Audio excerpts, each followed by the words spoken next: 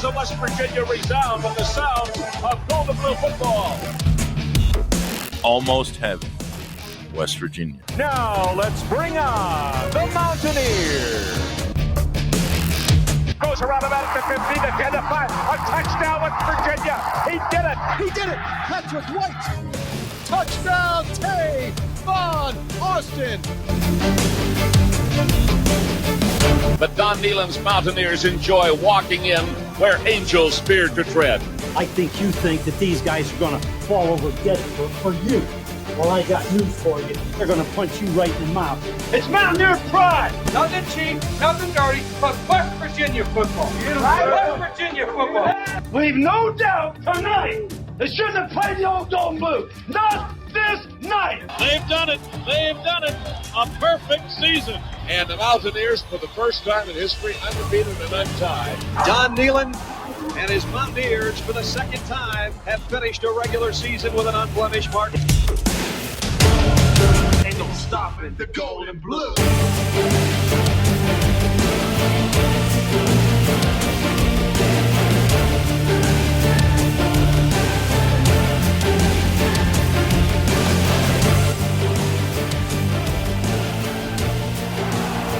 And now recorded from the CRW studios in Almost Heaven, West Virginia, it's the Country Roads webcast with your host, Jordan Cruz. What's going on, Mountaineer Nation? Welcome back to the CRW podcast here for episode 218. And this one is one that we didn't want to have to talk about, but now we have to address multiple situations that do not make Mountaineer Nation happy. As number one now, Darian DeVries leaves WVU for Indiana. That is, of course, the title of the episode. That's probably one of the main reasons you're tuning in, to hear our thoughts. And then, of course, also we're going to talk a little bit about the NCAA tournament committee with an all-time screw job, not allowing West Virginia in the tournament. We'll have that to talk about. So this will be a heavy basketball-centric episode, obviously, as West Virginia is about to have their fourth coach in as many years. And that will be the main thing that we'll be discussing here. And joining me to help me do that, of course, my two great co-hosts. We've got Steven. What's going on, everybody? And Bradley. Howdy, partners. Hey, glad to have all three of us back together here for another podcast episode here on the CRW, despite the circumstances not being something that we were hoping to have to discuss. But, you know, I guess let's get into it, guys. Let's talk a little bit about it. Let's pull up these announcements here. First and foremost, it is now official. Indiana has named Darian DeVries as their new basketball coach. ESPN coming out with it just not long ago. Funny enough, we were already set to record this evening, so it just worked out that the time we were recording was right after this broke from Pete Thamel earlier today. Indiana has hired West Virginia's Darian DeVries as the new head coach of the men's basketball program. He gets a 6-year deal with the school, sources told ESPN. Joins the Hoosiers after just spending 1 year with the Mountaineers after replacing interim coach Josh Eilert, who had taken over for Bob Huggins. So there's 3 coaches in the past 3 years, and the new one will make it 4 in 4 years, as we mentioned there. Darian DeVries' statement, this is unquestionably one of the top jobs in America. As someone who grew up in the Midwest loving the game of basketball, I've always admired the IU basketball program for its championship-level success, tradition, and fan support. There's passion to succeed at the highest level within the Big Ten and in this NCAA tournament, and that's a desire as a coach that I share. He signed a 5-year deal when he was hired at West Virginia, and he will. The buyout there is expected to be $6.15 million is what he's expected to owe the Mountaineers now after he leaves after 1 year. So West Virginia will profit from this a little bit. Indiana did pay big to get him. We don't have the official numbers on that, but it is more than West Virginia can compete with, is what is believed one of the reasons why he decides to go to Indiana. It was Iowa rumors for a while. People were thinking he may go home. Instead, ends up at Indiana. Money definitely a factor there. What they're able to do on the NIL side, definitely a factor there. But just initial reaction, I guess, gentlemen. I mean, I don't know whether I'm more angry or sad, but how are you guys feeling? Where you at with this one, Steven? For myself, I'm more angry. I was very vocal in the fact that I was understanding about him taking the job at Iowa because, you know, that's home. You know what I mean? Like, if you're going to go home, then that's one thing. But then literally a day later, you turn around as soon as that news is, you know, debunked, and you get the Indiana stuff coming out. Originally, I was like, oh well, no, we're gonna keep him. And just like I was telling you guys on the pre-show, you know, one of the big things about Darian DeVries coming to West Virginia in his opening press conference, the thing that stuck out to me was how long that he was he said that. He said, I stayed at Creighton for so long, had so many job offers, and didn't leave until the job felt right to me. Same thing at Drake. I forget how long he was at Drake, but I think several big name schools came calling for him there for a few years, and he still stayed with Drake because he said that it was, he didn't want to leave for the wrong job. And so when he took the West Virginia job, it was the right job, and he wanted to be here for a while. He wanted his kids to grow up here. And then on that sentiment, something I didn't mention, his daughter was doing really well at Morgantown High School on that basketball team and in school there. So definitely didn't think that there were any realism was going to come of this. But to be quite honest with you, like I told you guys before, I've lost a lot of respect for him as a person. Me being a human, I guess, I get where more money is enticing, but when you're making as much money as some of these guys do, I don't get where it's that enticing to jump ship after 1 year, and to do it in that type of way after what just happened and us getting snubbed from the NCAA tournament. I don't have respect for that. I feel like if you have a certain amount of money, then what's more money going to do? I mean, you can only spend so much of the damn thing. So in that sense, I've lost a lot of respect for him as a human being, as a basketball coach. I have no choice but to respect him after what we've seen all year long. It's just, man, the feeling that you get after what happened on Sunday was gut wrenching. Yesterday was nothing but stress all day long, trying to wait and see what would happen with the Iowa thing. So with this being what's come of everything, I mean, it's just, like I said, it's equally as frustrating as it is disappointing, as it is confusing, as it is anything else that you can throw out there. And you can say all you want that Indiana's one of the top jobs in college basketball. They haven't been for quite many decades, in my opinion, since Bob Knight was there. And I would argue, and I mean, I'm biased, of course, I'm a WVU through and through, but I think West Virginia is just as good of a basketball job as Indiana is, with the history and the prestige and everything that else, the loyalty of the fan base, everything that comes along with it. Yeah, that's well said. And it's understandable because it is a huge gut punch after everything you just dealt with from the NCAA and the tournament, being snubbed on that end. But I completely get where you're coming from there. Brad, what about you? How are you sitting with this? Yeah, I'm not feeling good at all. I think it gets, I think, like you said, kind of in the pre-show, I believe, it's painting a bad picture of kind of where we're at right now. Yeah. Like we're just in a tough spot, and losing your coach after 1 year, when again repeating, one of the things we were most excited for with DDV was that he was going to be here a long time. Is that he seemed like that kind of guy, and that's what West Virginians and our fan base tends to gravitate towards, is heading towards that. And to see him come in and the year he had, which was, really high highs, some low lows, some misses. You had some guys go out, there were some unfortunate things, but there was some real potential in this team. To see him up and leave after 1 year because this wasn't the dream job, like what Steven said in his introduction. This was supposed to be the perfect job, and so why he's leaving is really bothersome. And if it doesn't matter why he's leaving. The reason why he's leaving, it's still bothersome. If it's because it's money and we can't afford him, that's bothersome. And I think that's because how do you ever stop that? And I think that's where my worries come in. That this is the culmination, and West Virginia is becoming the face of professional college athletics. Is that we are being the face of it, of where we're being snubbed from tournaments, and our coaches are leaving because we can't compete financially with NILs and the big blue blood programs that we've got going on, and so it's just relegating us to stepping stool status. And I think that could come in at every level, from head coach to athletic director to whatever you want to say it is, because I also don't think Wren Baker's having a blast of a time right now being in the position he's in, right. And hoping that he's being the man to take it on and take on that challenge. But I just think that it is an excruciating circumstance to be in, and I don't feel confident in it. And so hoping for positives to come out, but for me, it's not painting a good picture of what's going on right now for the university and the transition of everything that's going on.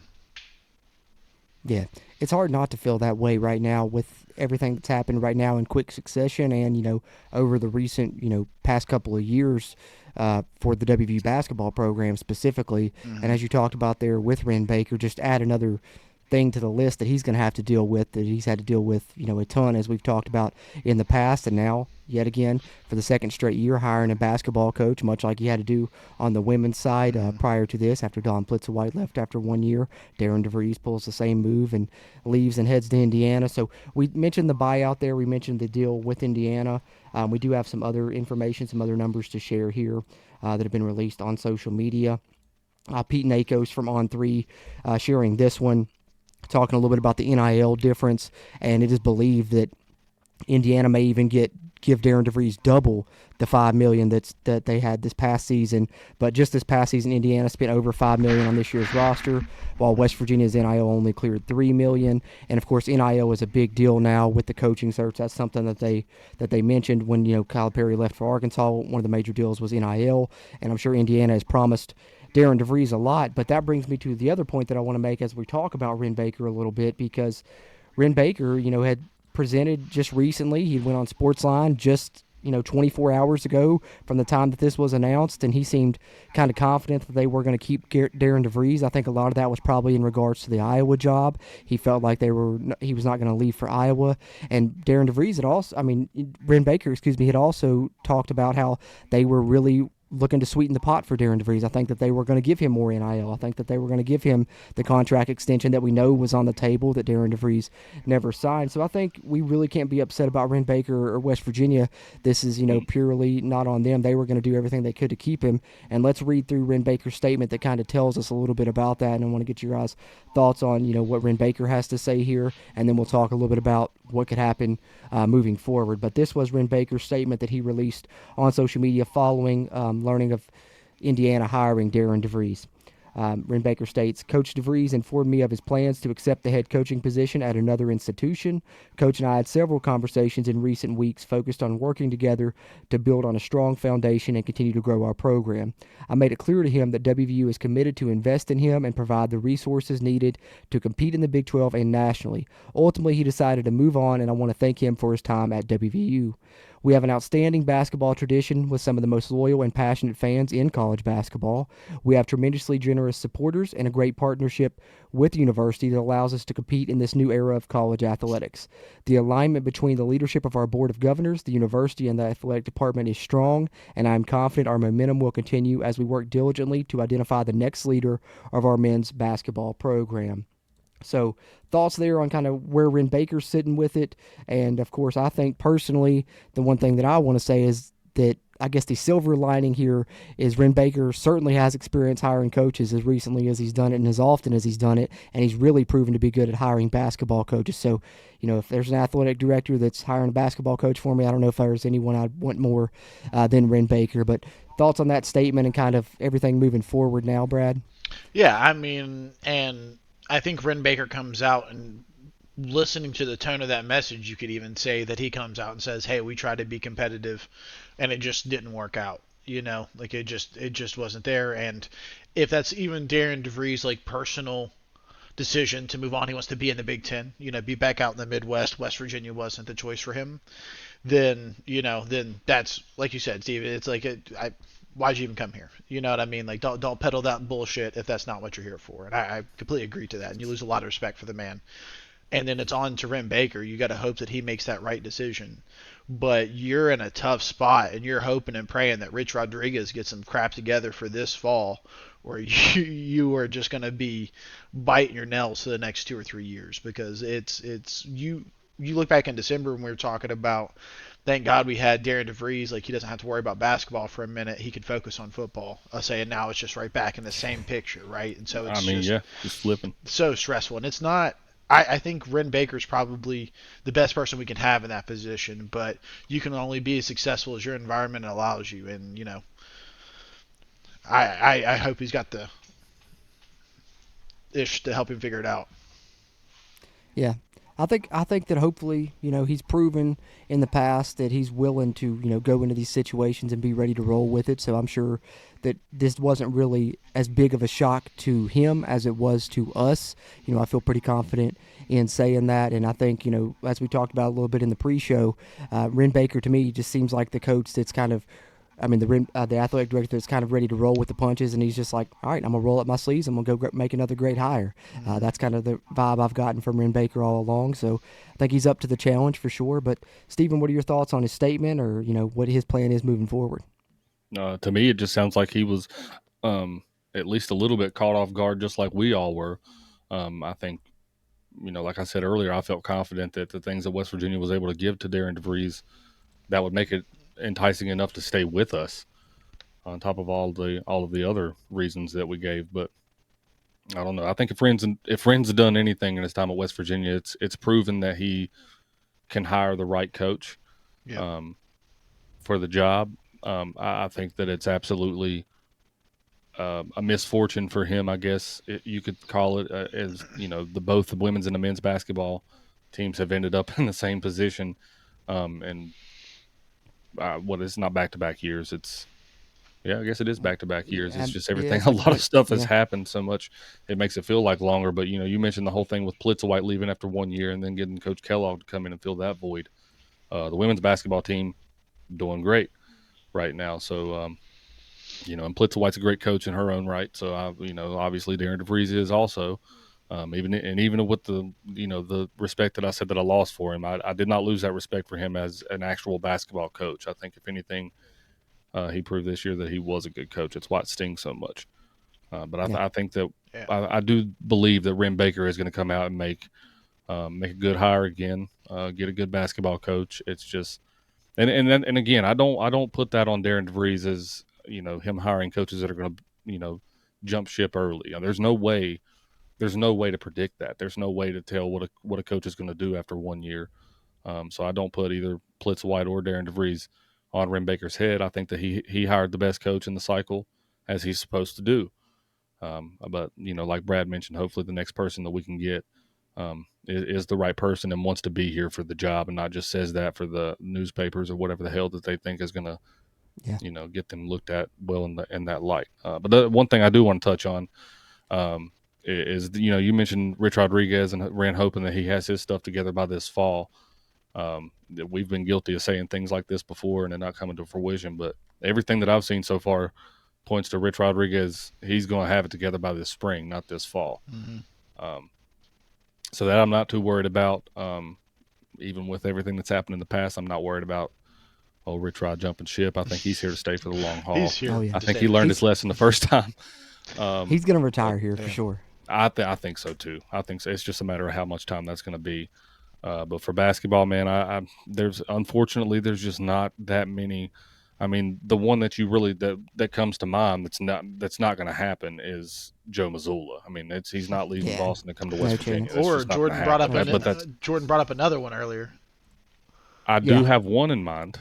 There's Who'd you say, which Jordan? I got a list here. I'll pull up. Hold on. I got one in mind that if we're thinking about former players or people that are West Virginia guys that are doing really good in the coaching space right now, the one that really shines through to me is Darius Nichols. Yeah, see, I love that you're not even at Radford. I didn't think about that. What he's done at Radford is truly amazing. So I love that you're not even getting it, but that makes it even more.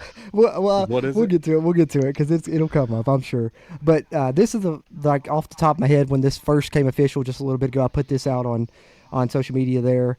These are kind of my top ones that I'd like to see us go after. Really, for me, I think my top two are Will Wade and Ben McCollum. I'd love that. But Chester Frazier, I think that they should give him a hard look, man. I really do think they should give him a hard look. Multiple of the players that we got this year were via his connection, via his recruiting. Monty Hansberry, Buck Harris, and, maybe you could keep some continuity. Maybe you wouldn't have to do a total roster rebuild then. I know that's one's been thrown around, but I really do like Will Wade a lot. He's shown he can do it at the power conference level. And then Ben McCollum with his ties to Wren Baker, but that's just the four that I had off the top of my head. I know Jared Calhoun will be a popular name because his ties to the state, but let me pull up this from Skylar Callahan since we're talking about the future coaches here. He had a nice list of 10 candidates plus one wild card, which is the one Brad's referencing that that we talked a little bit about pre-show. And let's just go to the wild card really quickly, because I'm gonna say something and I'll get your thoughts on it, Steven, because I think me and Brad are in the same place with it. I don't know how you're feeling, but this is obviously going to come up. So this is the wild card, and my personal feelings on it is I don't think he's going to be on the list. I don't think he's going to be anywhere near the list. I don't think he's going to be contacted. I think that one of us on the show, one of our channel members that's watching us record this live, all of us probably have as good a chance of getting the job as he do. That's just my opinion. I mean, can I just go ahead and go? Because yeah. I mean, y'all know me. I think for 3+ years we sat on this show and we talked about is Bob Huggins still the right man for the job? And I sat up here and I argued on his side of things, and I thought, it's his job until he doesn't want it anymore. And I still absolutely love Bob Huggins. I don't want that to be taken. I don't want that to be taken in any other way other than my love for Bob Huggins. I think, for one, Bob has been away from the game for 2 years now? Yeah. 2 years? How much has changed in terms of NIL, in terms of just the game in general? I mean, just a lot of things in just a 2-year time span have changed. And I think he's even mentioned that. He's even been on public record as saying that, they asked him if he would want to return to the sideline. And while he's expressed interest and also been at every WVU athletic function that has to do with basketball, since he hasn't had a job there, he's expressed interest and been there. He's also said that the game has, just like I just said, he said the game has changed too much. I don't know if I would be interested in coming back to the way that it stands now, with how much NIL is involved and how much roster turnover you have on a year-to-year basis. I think that he's not interested in fooling with all of that. On the flip side of things, like I said, I love Bob Huggins to death. But how embarrassing would it be for the university to revert and go for Bob Huggins right now? I don't think that would be a good look for the university. I don't think it would be a good look for our basketball team. I don't know how the fan base, either on either side that you stand on, whether you like him, whether you don't like him, whether you wanted him fired, whether you wanted him to stay, how are you supposed to? What are we supposed to do? Like, I don't get how that would be a positive reaction from the majority in any sense. So like I said, I love Bob Huggins. I love what he's done for the university. I wish more than anything that it didn't ever have to come to him, being let go in the way that he did. But reality is reality, and things did happen. So I just think that it would be best for both parties if it didn't. I hope that makes sense in the right way, because I don't feel like there's any way to approach that without it sounding bad and without it sounding like you don't want Bob Huggins, because of course I want Bob Huggins, but I don't think that the situation fits it, if that makes sense. Yeah, no, I get where you're coming from for sure. Brad, anything you want to add in regards to Huggy Bear? Yeah, no, I just don't, like you said, I don't know how the university would ever reconcile the differences there, especially with, like you said, Wren Baker still being here, being the one that had to kind of clean up that mess, and I don't think that would be his decision. But do I see Bob Huggins definitely making a push and trying to, turn some heads and ask some questions? I wouldn't be surprised. The man does love the program more than anything else, and he's, if he's like, hey, if you can forgive Rich Rod, why can't you forgive me? Took 17 years, right? It took quite a bit of time. Right. That's the difference. Somebody said maybe in 15 years. Yeah, give it 15, maybe 5, Yeah. But, because I do think that the whole entire, he might not want to come back because the roster's NIL, I think that's a cop-out. I think that he even said towards the end that he liked it a little bit because he could just straight up get a good team. They manufactured Bob Huggins a championship team in his last year, and he blew it. Right, like they got him all the pieces he needed, and he threw it away. So like you can't say now, I didn't want that. Like you would have had a championship level team if you had not done what you did. Sorry, not to bash on Bob Huggins, we're past that. But yeah, I just don't think their school could ever reconcile with it. So, but I do think it's crazy because I think that there will be conversations about it. Oh yeah, it's going to be brought up. That's why I felt like let's get this elephant in the room out of the way now. Let's talk about it because The way I see it, man, it's Vince McMahon's entrance music. No chance in hell. No chance in hell. No chance in hell. I will say, while I don't think that it would be the right move to put him back in a coaching position, I think, if anything, Bob, I don't know if you guys keep up with him as much as I do. I still follow him, his entire family that's on social media. I follow pretty much everything that they can post. He looks healthier. When Bob in the past, when he stopped drinking, has lost weight, and he's lost a lot of weight since. And he looks good. And I hope for him as a human, not just a basketball coach, I hope that he is doing that well. And with that being said, while I wouldn't think that it would be the best move to put him back in a coaching role, I think that it might be a good move, and sometime in the future, if we could get him in some kind of an analytic role. Get him similar to what they do in football. Yeah, get him in the building, get his insight, get his brain in the building so that we can use that in some type of way, especially defensively. We weren't bad defensively this year, but if we could have had the same intensity on defense that we played with in the Bob Huggins era, paired with that offense that we had this year, we'd be sitting here at a 5 seed. We wouldn't even be talking about what we're talking about at this point. Yeah. You know what I mean? I wouldn't be against getting him in the building, administrative role. Put him at the end of the bench something. instead of the front of it. I like that. Yeah. Right. There you go. Right. There you go. But let's talk about names that we think we really might consider and that we would really like to see us go after. I'm gonna run through these 10 that Skylar has on his list, and you guys let me know your favorites, or let me know if you have another one that's not on this list that you'd like to see us go after. But the 10 that's on this list here from Skylar Callahan on WVSI, Bryce Drew from Grand Canyon, Jared Calhoun from Utah State, which obviously West Virginia ties there. Went to Utah State, got it done, has that team in the tournament this year. Then you have John Groshey from Akron, which obviously has West Virginia ties already. He's got Seth Wilson on the roster. He's got 85 Sherrod Mountaineers Young. on his current team. Yeah, the Akron Mountaineers, and they're in the tournament. Then you have Alan Huss, the head coach of High Point, also in the NCAA tournament this year.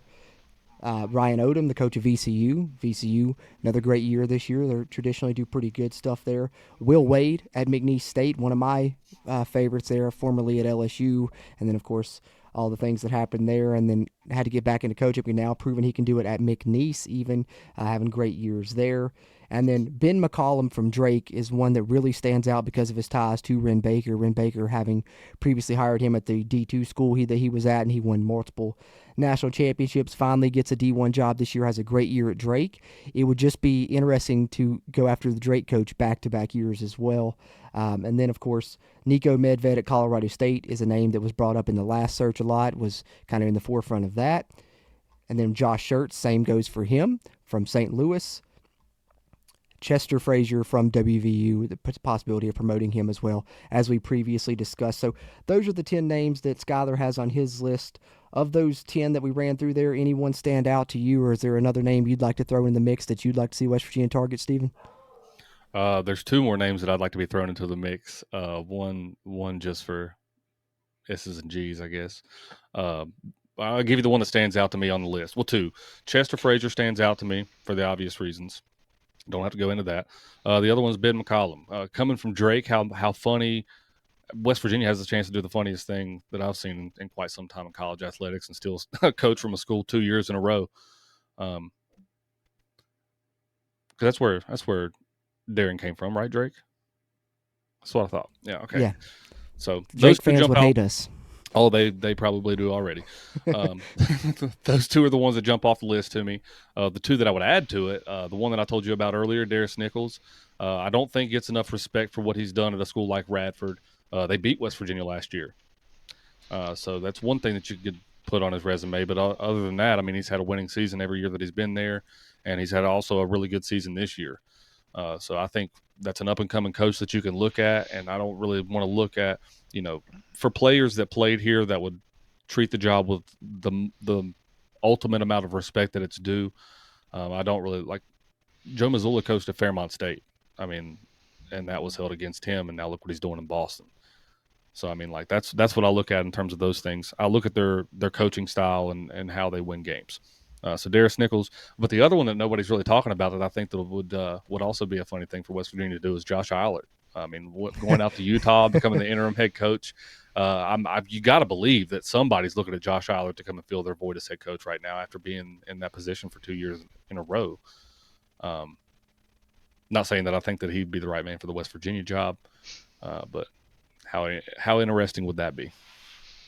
Yeah, that's I didn't think about that one. That's a good one too to throw in there. May as well throw him on the list. I mean, he's already got experience coaching here at least 1 year, right? So yeah. You never know.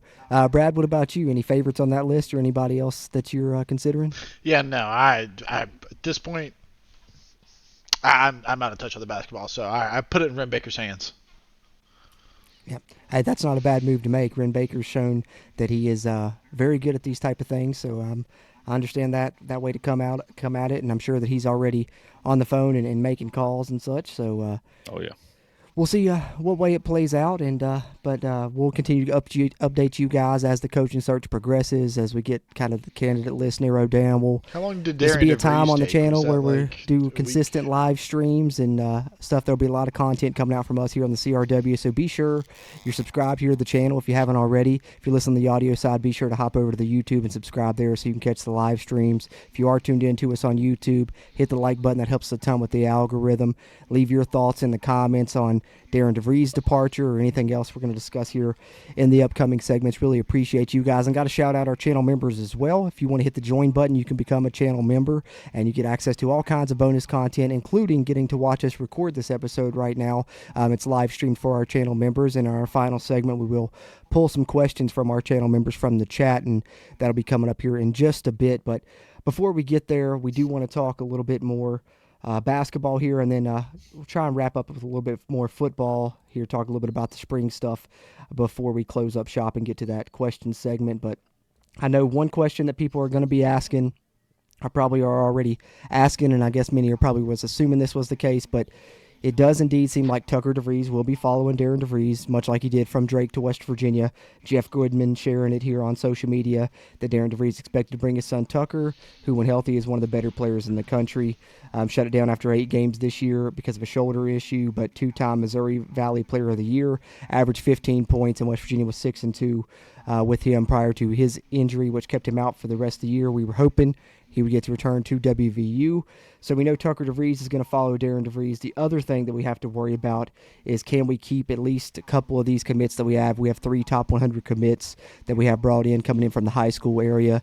I would hope that we could at least keep Braden Hawthorne, who is at Huntington Prep. You would think he would be more loyal to the Mountaineers than DeVries, but the other 2 are from California. We'll have to see if they follow Darren or stay, and we'll keep you guys up to date on that. But the last thing I wanted to touch on was, have you guys ever seen this move so fast? Like earlier today, we were still talking about Iowa. Then it came out, Pete Thamel said he's out of the running for Iowa. Then all of a sudden you see the Indiana stuff start heating up. You see Pete Thamel say, he's the number 1 candidate.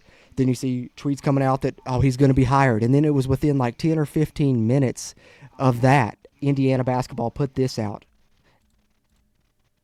And I have never seen it go so quick and then have a graphic ready to go and then boom. So I don't know, man. It was like within like a span of like 6 to 8 hours, it was just done. Like it's crazy. I don't know if you guys agree and thought it was super fast, but I certainly did. Well, I mean, just for him leaving Drake to come to West Virginia, it took how long? It felt like weeks. Yeah, it was not this fast at all. No. And that leads me into my next question, in which where we can talk about this a little bit, because obviously you want to talk about the tournament snub for WVU. Did that tournament snub cost us Darian DeVries as well? Because if West Virginia is playing in the tournament right now, is Indiana willing to wait? They were able to jump on this, get this done quick. Do you think that led to us losing Darian DeVries as well? What are your thoughts there, Brad? Could be. I mean, definitely doesn't help the scenario when I think that the Drake was kind of extended last year because of that scenario. Is why it took a little bit longer. They went out in the first weekend, I believe, and that's what allowed us to snag up Darian DeVries. So I'm sure him being free and available and not focusing on a tournament didn't help our causes. Yeah, not at all. Not at all, for sure. I mean, it's really just, it only happens to WVU, things like this, right? Do you think Indiana's getting snubbed? Do you think Indiana's getting left out? No. True. Well, they did. I mean, they did this year. They did this year, unfortunately. But that's what I'm saying. But they carry more the perfect storm brand, honestly, than. Yeah, I mean, I agree with that. on that end. But I think it just was the perfect storm and the absolute gut punch for West Virginia fans that just a couple days ago we had to deal with get this ultimate snub, and then it leads to this, which if we don't get snubbed, if Indiana doesn't get snubbed, both of us snubbed, who knows if this happens and happens so quickly. It's just hard to say. It's a guessing game at that point. You really don't know. But, Stephen, I know you probably have thoughts, so I'm going to let you have the floor a little bit, talk about if you thought that led to this, but I know you got things to say about the tournament snub for sure. Oh, yeah, I've got a lot I could say and not that I could fit in the window that we're trying to get this into. So I got the bleep button ready if I need it, man. Man, I didn't even think about this, but I do want to share what Trey just said because it kind of goes along with what I was thinking. But it said, I firmly believe this was retaliation for the 2023 battle lawsuit. Yeah, good point. I didn't even consider that, but that's honestly how do you not think about that? I think the governor mentioned that, and the governor mentioned that in his press conference, I think. I mean, how do you not think about things like that whenever this stuff? I mean, like, what was it? 111 major tournament bracket predictors had all of 111 of them had West Virginia in that tournament, and then we're not out because of an injury that happened in December. I mean, like, you might as well. I mean, you might as well just come out and say what really happened. I mean, that would be less headache and less of a confusing situation than what we've got to deal with every single year. I forget what the original question was. I'm just so bad. Man. I was just trying to get into a little bit about the tournament snub because I do agree with you that it would only happen to West Virginia that 111 out of 111 bracketologists had us in. First ever unanimous selection to not make the tournament. There's a million different things you could point to. You can't look at the resumes and not see West Virginia more deserving over multiple teams that got there at the end, which brand bias and recency bias certainly played a part into it. And I think that, hopefully, if anything comes out of this positive, it's that maybe it makes them change the selection committee to where they don't have sitting ADs on the selection committee and they can change up that process at least a little bit or something because, I don't know, man, it's a terrible travesty, I think was how Wren Baker put it, and that's the best way to put it. At least ADs with integrity. I don't think, has this situation ever come to the forefront before where, like, you're talking about a school that definitely should not have been in the tournament? And that's not just West Virginia fans saying that. That's the national media. That's whoever you name it. They're saying the same things that we're saying. North Carolina should not be in this tournament. Mm-hmm. We haven't had this discussion before where, we haven't had it in football. We haven't had it in basketball where an AD of an institution is the head of the committee that you're talking about here. Yeah. I mean, something's got to be done. Like you said, whether it's taking active sitting ADs out of the mix, whether it's completely abolishing the NCAA, which I've been on board for more than a decade now. I think that the NCAA has only proven their corruption. I think that they've only proven that they're one-sided and that they look at the history of a school rather than what the school is doing right now. There's so many things that you could point to.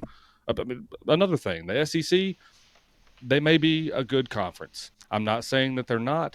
But the media push for the SEC in both basketball and football this year cannot be overlooked. In my opinion, there were teams with a bad record in the SEC that made the tournament.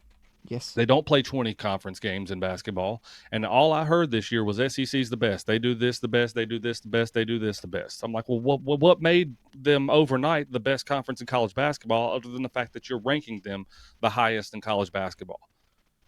Because when I watch the SEC, there's a handful of teams that do really, really well, and then the rest of them are just completely average. And then if you played if those teams played Big 12 teams or Big 10 teams or even ACC, some of the ACC teams this year, if half of those teams played Duke this year, they would have lost. So, I mean, there needs to be some legitimacy to what we are saying is the best conference in whatever sport that it is. I think that SEC, you can't deny that they're the best team and they're the best conference in football. I'm not saying that they've earned that, but in the same sense, it's the media push for all of these different things that make a lot of that into reality. In my opinion, that's all it is, and it's all it is. And until some of that gets fixed, I think that the legitimacy of college athletics is going to continue to diminish.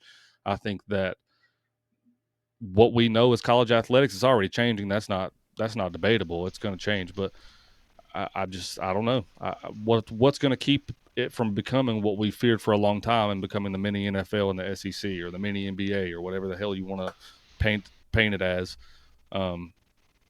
It to me, not just being a West Virginia fan, being a college sport fan, I think that it completely, it just makes the whole thing ignorant. I think, like you mentioned earlier, I mean, what makes this different than professional wrestling at this point? Because it's all about the storylines you can come up with, and it's all about, what we can promote in the national media. And that's what I've seen. I've seen that the powder blue is a lot more enticing to the national media, that you can promote games, than the golden blue is. And when did that become what it's about? I mean, that's how a school like North Carolina becomes North Carolina in the basketball world, is because of the legitimacy that was had at that level for so long. You know what I mean? You don't have Michael Jordan become Michael Jordan if it wasn't that in the beginning. Like, if that were the case, then all we would have heard about back in the day was Indiana. All we would have heard about back in the day was Houston. You know what I mean? All the teams that UNLV, all the teams that played well during that time. But guess what? You don't hear about those teams because it's all the same. It's the same ones every single year. And so while I've tried to not point towards that for a long time, I mean, it's just sickening. It's absolutely sickening what's happening right now. Well, it is. It's college sports, man. It's just, I think Rich Rod put it great in his press conference. He said it's pretty hard to screw up college sports, but they're doing a hell of a job of trying. Mm-hmm. And I think, I think the players should have got paid, and I'm glad that they did. But I think it also opened up Pandora's box to where now everything is all about money.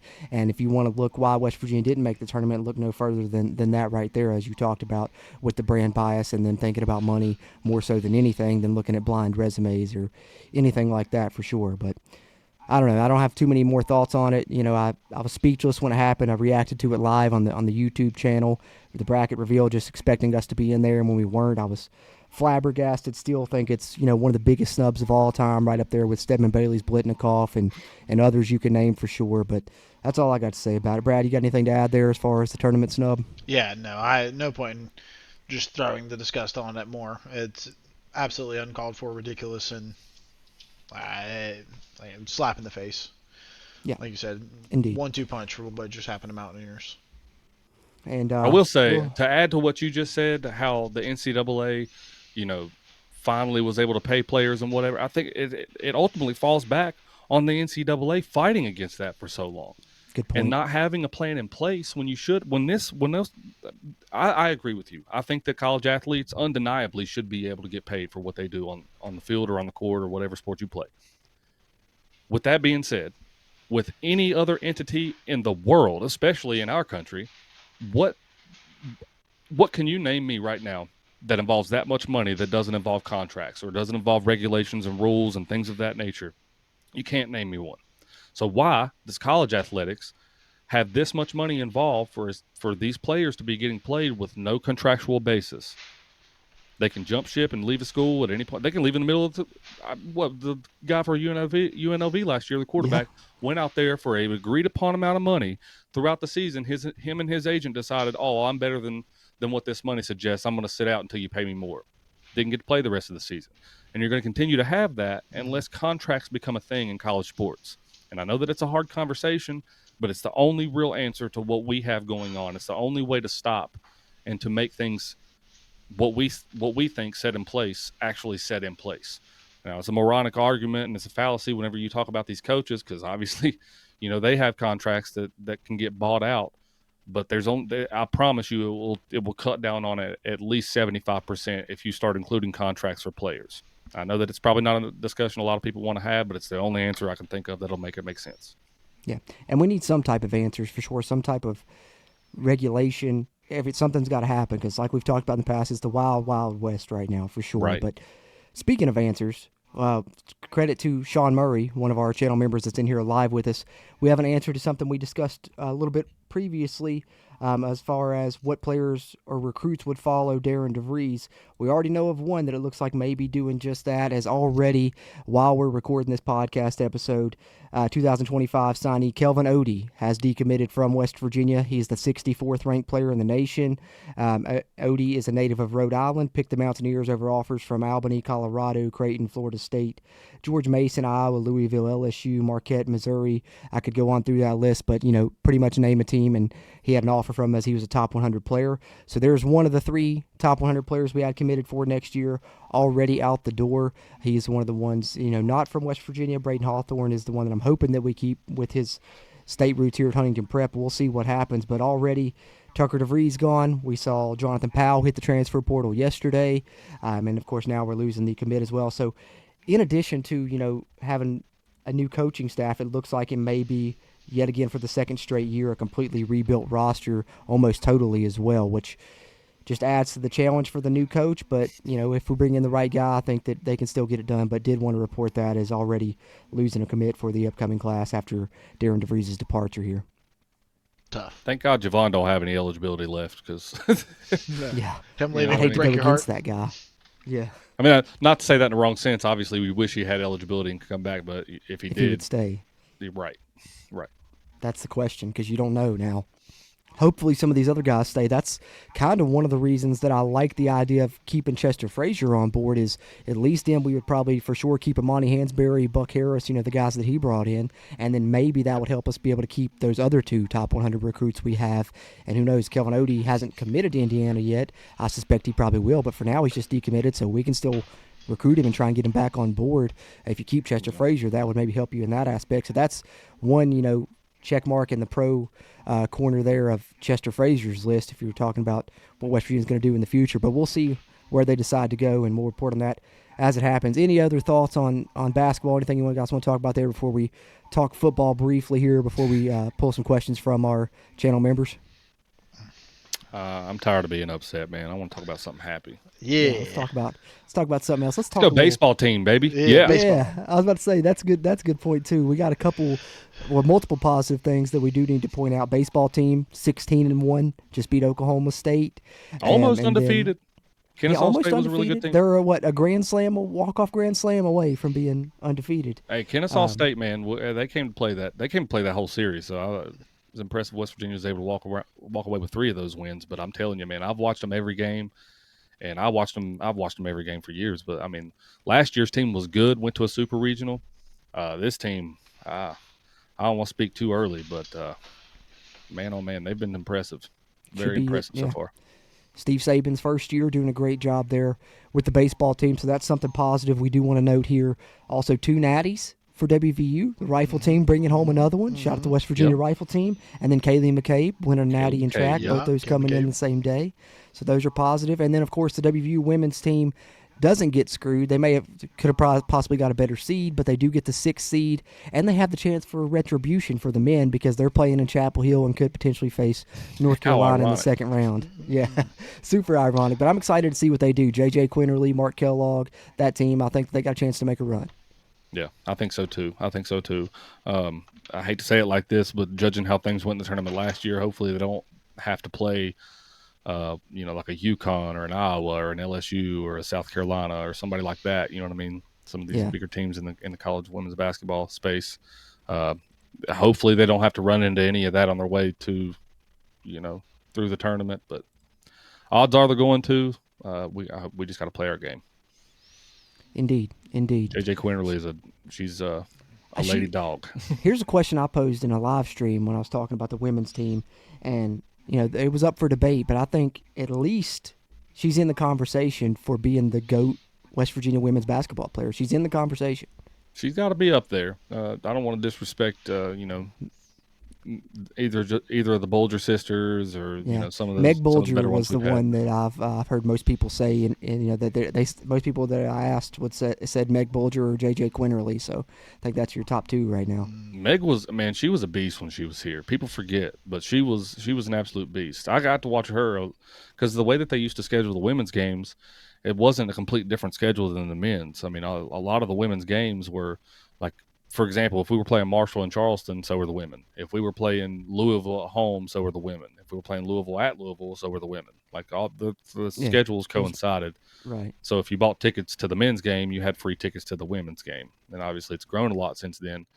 But I got to watch Meg a lot back in the day whenever they played schedules like that. And she would come out there and she would light teams up. I remember one time they were up on Marshall like 80-some to 20-something at halftime. It was crazy.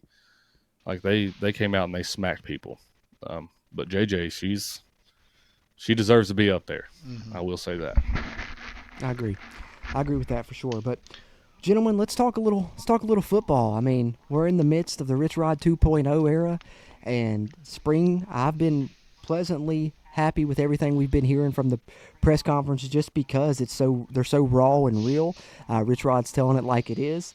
Multiple position groups he's wanting to see improvement from, but I think the silver lining there for me is the one position group that's received constant praise is the quarterback position. Yep. I think that we're going to have some really good quarterbacks, whether it ends up being Jalen Henderson or Nico Marchiol as QB1, which sounds like he's going to go right down to the game one before he announces that decision, maybe even waiting till game day to announce it potentially. So it'll be fun to track that throughout this off season. But, other than that, we had some coaching staff moves. Larry Porter did join the staff as running backs coach after Chad Scott departs. Blaine Stewart leaves as well, so we're looking to replace him in the near future. But any thoughts on spring football, what you've been hearing, just how you feeling about the start of the Rich Rod 2.0 era thus far? What are you thinking, Brad? Yeah, I kind of told you guys in our chat is that Rich Rodriguez is definitely the anti-Neil Brown when it comes to coach speak. The guy's going to tell you real how it is, whether you want to hear it or not. And I will not say it is very inspiring of confidence at the moment, but it's year one, and I'm approaching with that. But I do think that Rich Rod's going to be on a fairly short leash, so I don't think he has a lot of time. But hey, I'm at this point I'm along for the ride to watch and see what happens, because I definitely preferred Neil Brown's approach to it. It's completely different with Rich Rod. He's the only one coming up for interviews, taking them out, and just it's a lot more. But hey, hard edge, let's go. Hey, hard edge, brother. That's right. If it wins football games, right. give it to me. That's I right. mean, I'm That's kind of all that matters. I kind of like it. I mean, it reminds me, he hasn't changed one single bit. I remember this being the way that those the off season was the whole time that he was here before, and I remember thinking, like, how would you want to play for this guy? All he does is talk crap about everybody. But he's just honest. He's going to tell you exactly what they got when they got it, and if it's not good, if he doesn't think it looks good, then he's not going to tell you it looks good. And that was, I get the coach speak aspect of it and all those things, but that was kind of the one thing that I held against Neil Brown for a long time. I was like, well, so you're basically lying to us. You're basically lying. Like, I get you're lying to – you don't want to put the full thing out there because you don't want other teams to key on that and what have you. But in the end of the day, you got the fan base thinking, oh, we've got elite-level cornerbacks back there. We got all the depth in the world, baby. Well, we can beat everybody. And then you come out there and you can't even guard a simple slant route. You know what I mean? Like, it's – so in that sense, I kind of appreciate what Rich Rod is doing. Yeah. Well, the whole thing, I guess the most popular thing that's come out in the most recent weeks is the TikTok dancing. Oh, my gosh. That's blown out of proportion, wasn't it? Gonna win the TikTok. Oh, man. The retaliation of it was the funniest part, because he said, people were like, you're banning TikTok? And he said, no. He said, I'm banning them from dancing on TikTok because I don't want that to be the image of our program. He's like, if you're 40 years old and you want to go in your mama's basement and you want to dance on TikTok in your tights and smoke cannabis, he said, then knock yourself out. And I was like, wait, when did it turn into this? Well, it's like Rich Rod, man, he likes to tell some jokes and stuff, and people take him too seriously sometimes, and everyone blew everything out of proportion. But it's like, man, it's like he's just trying to create that hard edge culture is all he's trying to do. And he's not. I agree with him. Yeah, so you're not wrong. What does it in make that you think about when these kids are making hundreds of thousands of dollars? If you want to be focused on building a professional a college team that builds professional football players, then you need to be focused on football. And if you're getting paid hundreds of thousands of dollars, you need to be focused on football. And I 100% agree with that. You know who the last coach that I remember banning something like that in terms of TikTok and dancing on TikTok? You want to know who the last coach I remember doing that was? Mike Tomlin, about 3 years ago, because Juju couldn't quit dancing on TikTok, and they got rid of Juju's ass, and it was a good move. It was a good move for them. He doesn't want.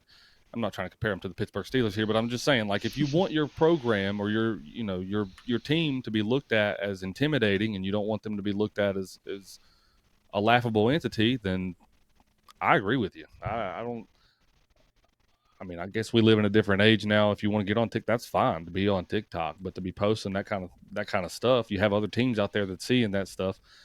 I just don't think it's a good look. So I agree. I agree with it too. So we're all in the same camp at least. And I think that one thing, as you guys talked about, it seems like Rich Rod harps on a lot of things and doesn't really necessarily give you a lot of positive stuff. But, like Steven said, when Neil Brown would come out and say, we got the best corners, and then flash forward to this year and Rich Rod says, yeah, I don't know if I'm sold on them. We might go out and get a half dozen more after in the portal. You know what I'm saying? Yeah. But it's also like like that's how you got to take Rich Rod's press conferences, because are they literally going to go out and get 6 more cornerbacks? Probably not. They might get a couple more, but what he's doing in those press conferences, not only he's not just trying to give us information, he knows that a lot of his players are probably going to watch that. He's using those as motivation tactics as well to try and mold these players in the best version of themselves, because that's the thing that you keep hearing, whether whatever assistant coach comes out and gives a press conference alongside Rich Rod, in all of their press conferences, you've heard them say that he's really good at getting the best version of the players out of themselves, and even coaching the coaches and getting the best version of the coaches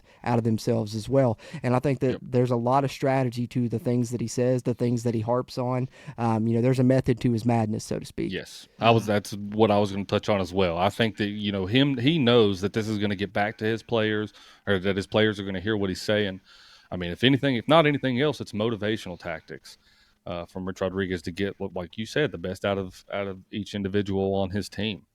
And for the players that, we only know one, I guess, currently on the roster, and that's Dom Collins. And I don't want to put words in his mouth, but from what I've heard from the people that know him, he's responded really well to Rich Rod's coaching style. I think that it's only made him more motivated and want to push that much harder to become a better player. And I think a lot of the players at that level know that.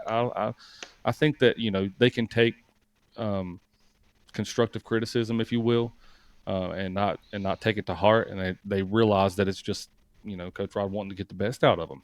And I think that you're not going to find a coach in America that's a good coach that's not going to push their players like that. I mean, it's right. like that's what we didn't want with the whole nice guy football thing from Neil Brown. There's a personal level to be had there, but I think that a lot of these guys are coming to D1 football to win games, to become a better football player. Even if you're not going to go on to play professionally, that's why you play D1, to become a better athlete.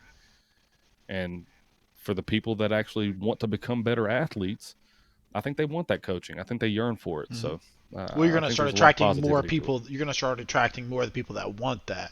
You know what I mean? Exactly. You're going to attract the Owen Schmitz of the world, if you will. Mm-hmm. Yep. Yeah. Exactly. Well, I mean, and you already see they're going out, that 2027 running back recruit they got, he's a stud.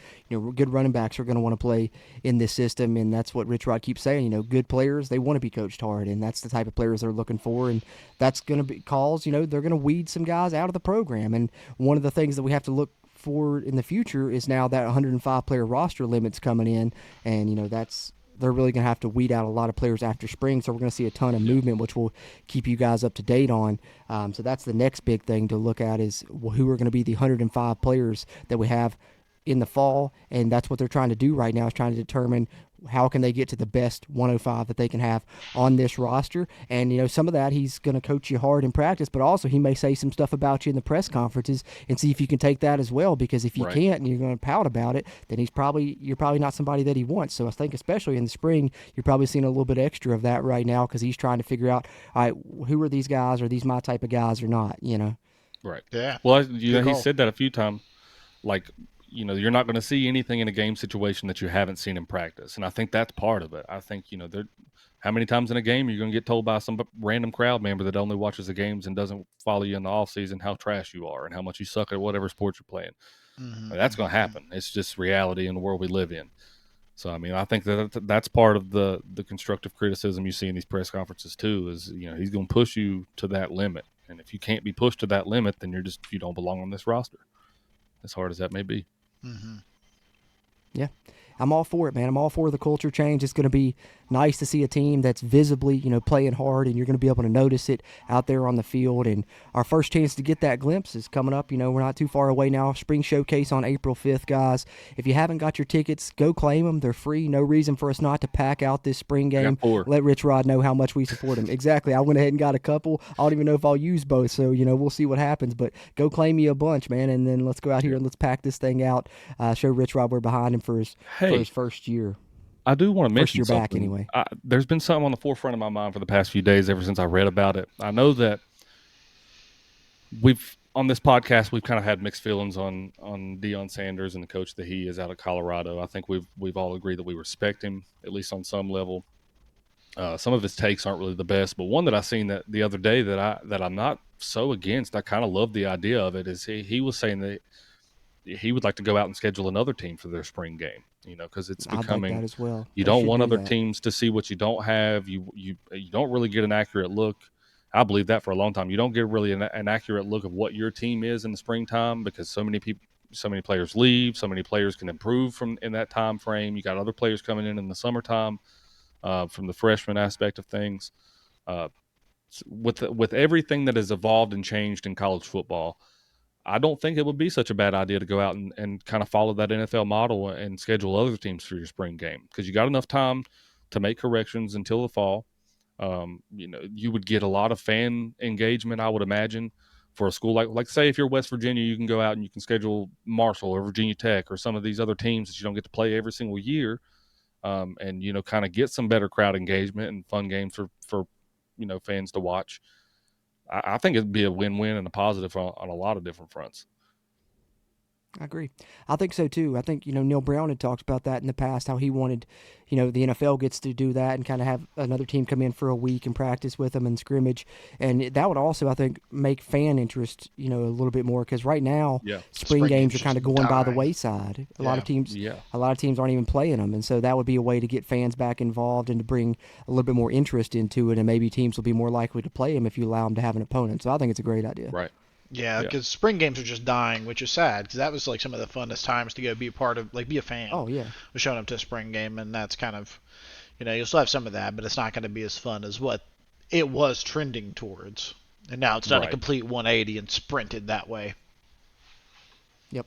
And I'm anxious to see what the events are going to be for WVU this year, because they didn't cancel the spring game like others, but this is the first time I've ever seen it called a spring showcase instead of a spring game. And Rich Rod has said they may play for 10 or 15 minutes, but they're going to be having at least probably an hour or two out there, so it'll be interesting to see what they do for the rest of the time. But I think it'll be a good time for fans. I mean, last year Steven and I both got a chance to get on the field, which is pretty cool. I don't know if they'll do that again, but I'm sure hopefully they do it again with all the people out there.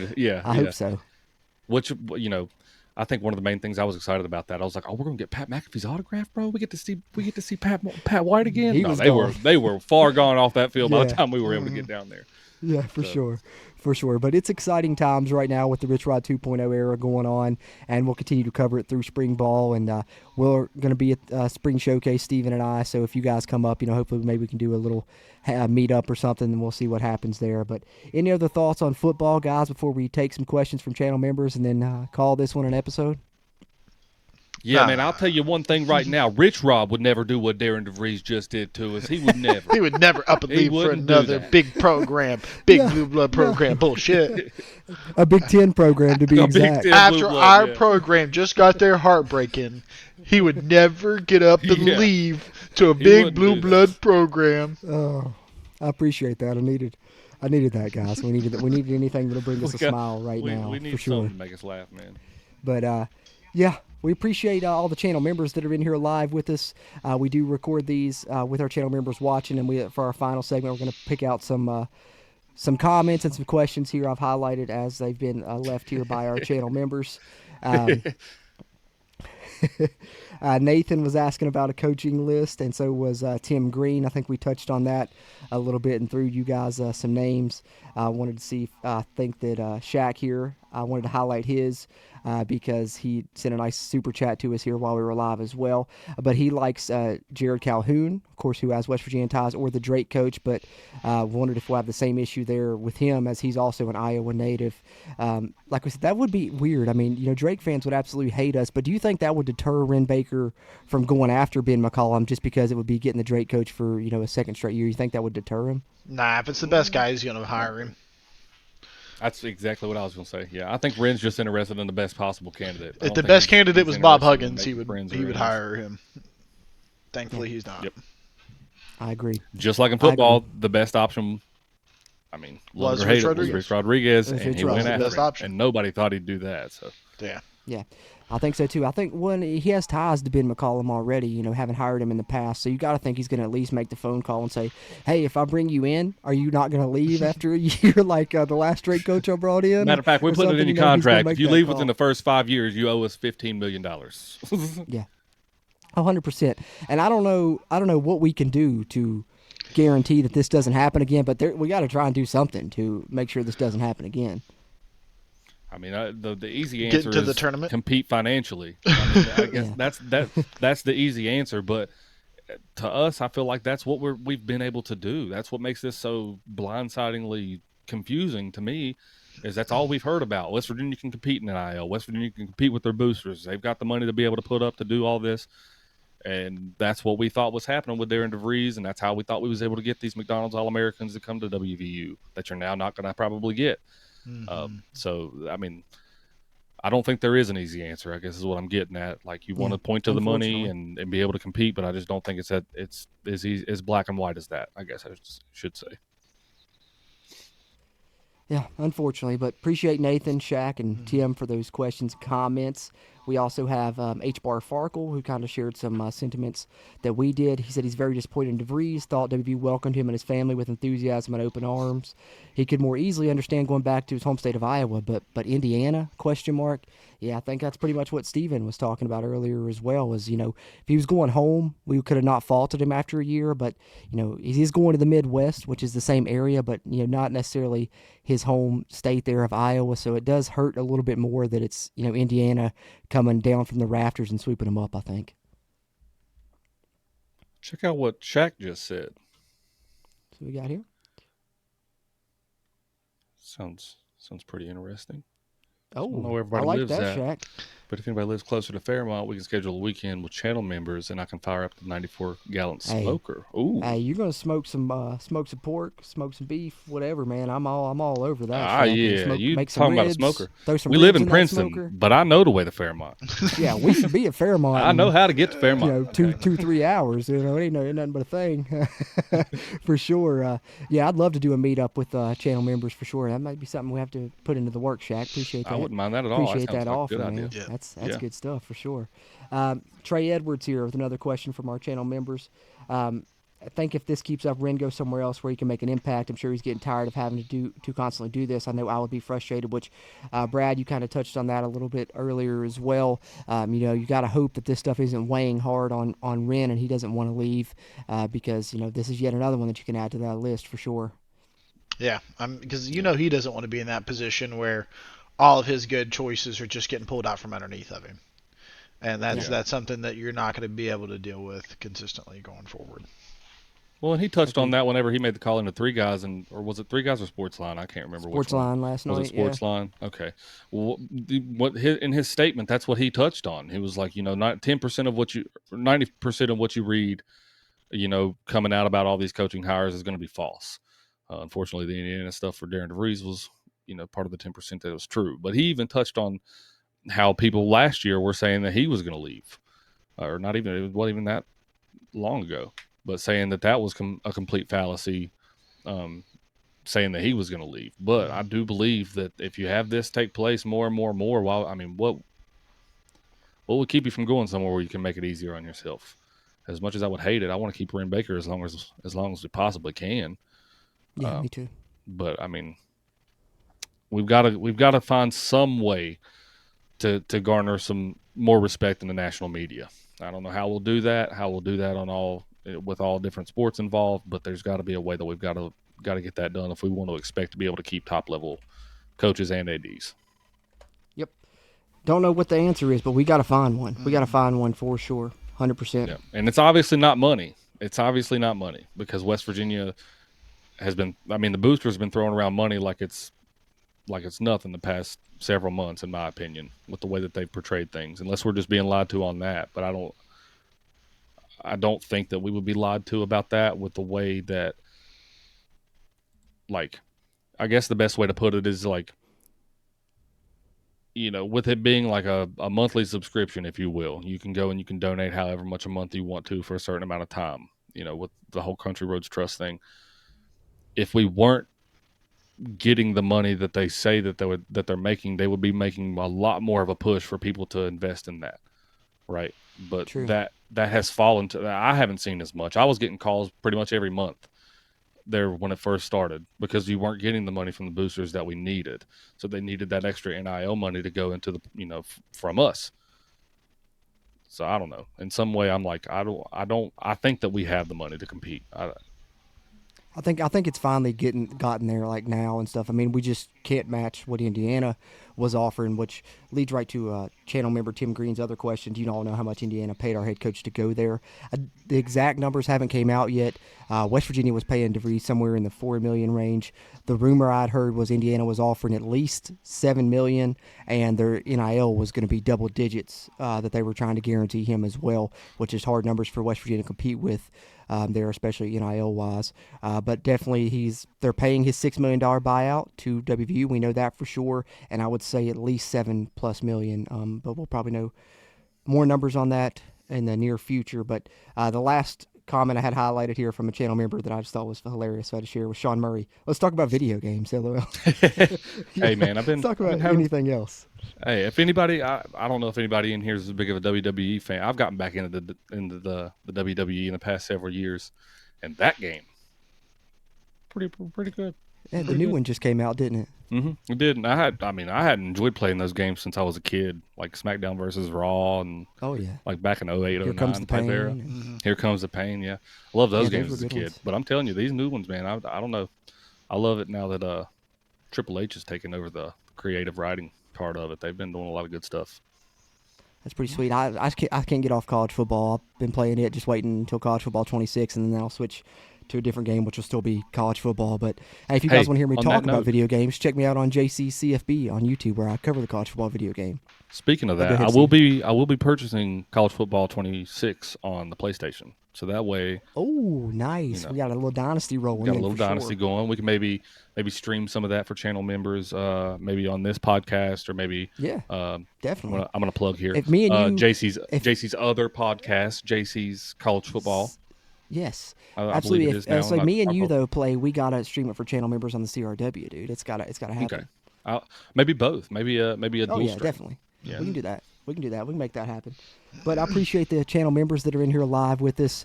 Just a little bit of extra content. You guys get the behind-the-scenes look as we record the episode, get to ask some questions, and get to see the episode a little bit early. But that's pretty much all I had, guys. Obviously, I figured the Darian DeVries stuff would take up most of our episode, but wanted to touch on the tourney and a little bit of football talk there at the end. But any final thoughts, gentlemen, before we wrap up episode 218? You got anything, Brad? Nah, thank you guys for hanging with us, supporting the channel, keeping the thumbs up. Again, shout out Cruz and Steven. I'll say always putting in the good work. Hopefully my move will be over again soon, and I'll be better and good quality, or back in good quality again here soon. So, thanks for everybody sticking with us. Hey, and also, just to that sentiment, congratulations to Brad. Congratulations to Brad. For putting in his time down there in Charlotte in the aforementioned trash hole that is North Carolina. Yeah, it really pissed me off. I'm running away. Finally getting closer to home. So congratulations to you, Brad. That's Thanks. Awesome. Yeah, definitely good. I'll be in Blacksburg now. I'm going from UNC to Blacksburg, so. Hey, it's a lot closer to home. That's true. He's making the move, and he's getting hitched as well. So shout out to our guy. Yeah, absolutely. Yeah, thank you. A lot of big things. For sure. Steven, any final thoughts for you, brother?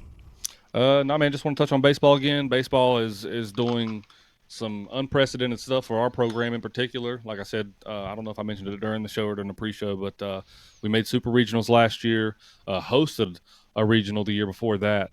So we've been on a good track for a long time because of Randy Mazey and all the stuff that he's done. But Steve Savins has just taken over and ran with it. And he's been doing a great job. And a lot of those guys on that team are going to be playing at the next level, in my opinion. So if you haven't already, be able to try to tune in on ESPN Plus. Some of those games are fun to watch. Even if you're not a baseball fan, I know a lot of people don't like to watch baseball. I don't know if it's just because I'm a WVU fan, but they make it fun to watch. It's a very fast-paced version of baseball. So support them while we can. Man. Yeah, hopefully they keep that success rolling and have a really good season. I'd love to see them make a run there at the end of it and get further than they even did last year. So shout out to Steve Sabins and those guys. Keeping it positive for us. Watch the women in the tournament for sure. Keep up with them, I'd say. And then we'll follow this coaching search as it develops. Like I said, we'll probably have plenty of live streams. So if you're listening to this episode on the audio side, be sure you subscribe to us here on YouTube, where we'll try and track this coaching search as it develops now for West Virginia as they look for their 4th coach in 4 years. And we'll see who that ends up being. But appreciate all you guys. For my co-hosts Steven and Brad, as always, I'm Jordan Cruz. And until next time, let's go Mountaineers. If you really wanna know, then come on, let's go. Take a stroll down those